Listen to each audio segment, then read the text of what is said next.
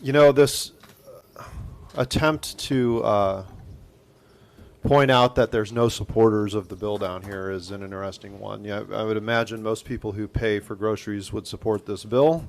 They're probably working right now to pay for their homes and their families' lives. And they can't afford to be down here. So that brings me to who supports this bill. Well, who's down here to support the bill? Government is here to support the bill. Sorry to my friends, Barry, especially lobbyists are here to support the bill, who work for government. So you can see who's for the bill. The machine is for the bill that can never find a way to cut anywhere because it only grows more and more and more like cancer until it finally self-destructs. But the citizenry who actually owns the money and produces the product, they're not here. They can't be here. They have jobs. They're not present. That's how this works. Two things really bother me when we tax them. Private property, which is one of the foundations of our freedoms in this country, and food. It's unthinkable to me that people can stand up and justify taxing something people need to survive on a day-to-day basis, and they're okay with it. We can't find a way to offset that. We talked about 20 to 30% of a cut potentially to some cities and towns.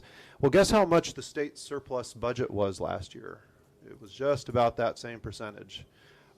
Maybe this legislature should consider appropriating funds that should go to your services and your roads and your infrastructure, as opposed to members' pet projects that consumed that almost $5 billion surplus we had down here last year. Because, you know, if I had my way, I would give it all back to the taxpayer.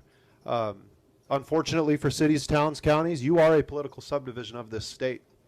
When the state was created, one county was the state. We are the parent.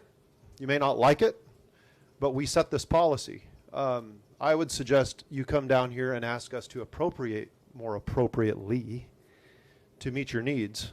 And we should relieve this burden on everyday Arizonans and families who need food to survive. I mean, think about that. They need food to survive. I vote aye.